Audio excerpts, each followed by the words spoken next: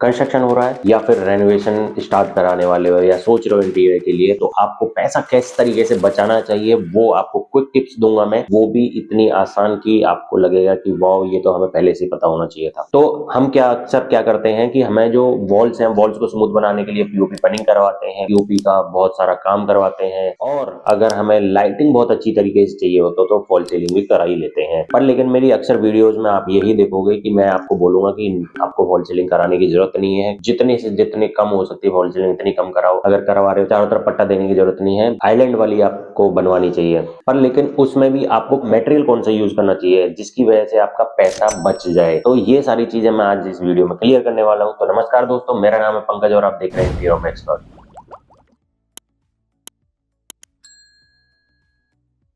तो बात करते हैं पहले कि वॉल्स के ऊपर हम पीओपी पनिंग करवानी चाहिए या जिप्सम प्लास्टर करवाना चाहिए। देखिए, अगर रेनोवेशन है तो ऑब्वियस सी बात है आपका ऑलरेडी प्लास्टर हो रखा होगा, तो आपको पीओपी पनिंग ही करानी है वॉल्स को स्मूथ कराने के लिए। अगर आप रॉयल में ही जा रहे हो तो, अगर रॉयल में नहीं जा रहे हो तो आपको कुछ नहीं कराना, पीओपी भी कराने की जरूरत नहीं है, आपको कुछ भी नहीं करना, सिर्फ और सिर्फ चौक मिट्टी का बेस बनवा देना है, वो इतना स्मूथ बन जाता है। अगर आप प्रीमियम ही करवा रहे हो तो कोई दिक्कत नहीं होगी, इसमें चौक मिट्टी के बेस से ही आपका अच्छा घर बन जाएगा। अब बात करते हैं, मान लो कंस्ट्रक्शन चल रहा है, आपका प्लास्टर नहीं हुआ है, तो आपको करवाना है जिप्सम प्लास्टर।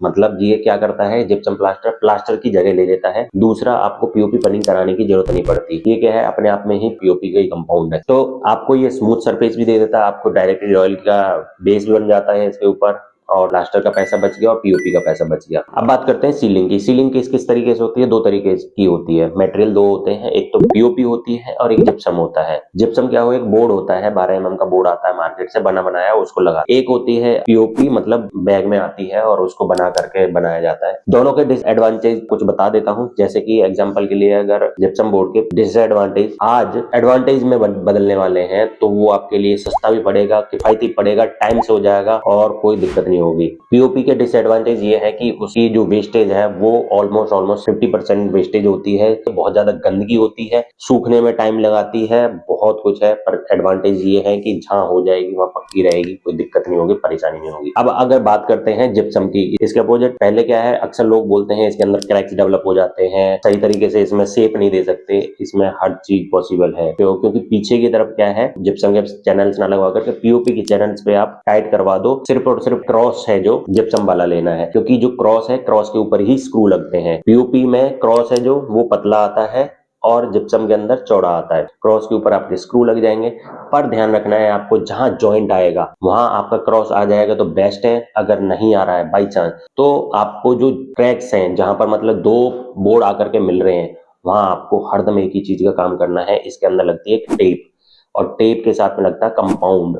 कंपाउंड को अच्छी तरीके से फिल करवाना है। अगर मान लो मेरे ये दो जॉइंट है, तो इनको क्या है, बराबर बराबर दोनों तरफ से छीलना है, और यहाँ से दोनों की गहराई में थोड़ा सा कंपाउंड भरना है, फिर उसके ऊपर टेप लगानी है, फिर उसके ऊपर कंपाउंड भरना है। कंपाउंड इतना नहीं भरना है कि उसे बाहर दिखने लग जाए, नहीं तो उसमें डबक दिखेगी और खराब दिखेगा। अब सबसे बड़ी बात एक इसमें ये करनी है कि जो कंपाउंड है आपका, वो कंपाउंड का लेयर है, जो जब आपके जॉइंट सूख गए हैं उसके बाद में आपको कंपाउंड की पूरे पे एक लेयर जरूर चढ़वानी है।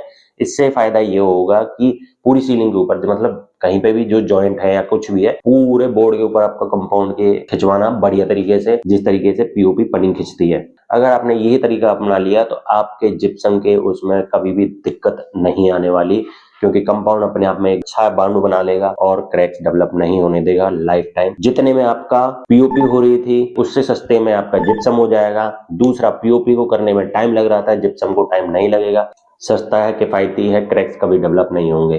ध्यान रखना, बस क्रैक्स का आपको माइन्यूटली तरीके से इसको अप्लाई कराना है ताकि क्रैक्स ना खुले इसके। अगर आपने ये नहीं अपनाया तो फिर जिप्सम आपके लिए नहीं है, अगर आप सही कारीगर नहीं पकड़ के लेके आए तो। अब बात करते हैं, मैं क्विक टिप्स दे देता हूँ दो एक। आपकी अगर पुरानी किचन है तो उसके कारकस हैं, जो अंदर वाले कारकस हैं, वो अगर सही सलामत है तो उसके सिर्फ हार्डवेयर चेंज करवाओ। उसके अंदर टेंडम ड्रॉर्स, ये वो सब चीजें लगवा करके नॉर्मल से वो एकदम लग्जरियस बन जाएगा अंदर की तरफ। दूसरा, सामने के शटर्स को सिर्फ चेंज करा लो, तो क्या है, सामने का लुक अच्छा आ जाएगा और अंदर का लुक बढ़िया हो जाएगा। क्योंकि अगर कारकस खराब नहीं हुआ है तो उसके साइज के आपको टेंडम ड्रॉर्स मिल जाएंगे, सब कुछ मिल जाएगा, तो लग्जरियस आपका ऑटोमेटिक बन जाएगा सस्ते में। जहां आपकी किचन आपकी 2 से 3 लाख लाख रुपए लगने वाले थे, अब ये ज्यादा से ज्यादा 70,000 में पूरी कंप्लीट हो जाएगी, जिसमें हार्डवेयर वार्डवेयर सब चीज इंक्लूडेड है, सामने के शटर वटर सब कुछ इंक्लूडेड है। अगर कोई फैक्ट्री ऐसा आपका काम नहीं करती है तो आप हमें संपर्क कर सकते हैं, हम आपकी शटर्स भी डिलीवर करा देंगे और हार्डवेयर भी डिलीवर करवा देंगे, इंस्टॉल करवा करके दे देंगे। अगर आपको ऐसा लगता है कि आपका नीचे वाले कार का छोड़ नीचे यूज नहीं करना है तो उसको आप उस तरीके से भी यूटिलाइज कर सकते हो, सामने सामने से उसका, अगर क्योंकि इसकी डेप्थ है जो 2 फीट होती है, इसको हाफ कटवा करके सामने से फ्रंट से, तो इसकी डेप्थ है जो 1 फीट करवा करके इसे ओवर हेड लॉफ्ट में भी इसको आराम से इस्तेमाल करवा सकते हो। और सामने के शटर तो आप ऑब्वियस सी बात है नए ले ही रहे हो, वो चेंज हो जाएंगे। तो कमेंट जरूर करना, बताना ये वीडियो कैसी लगी आपको।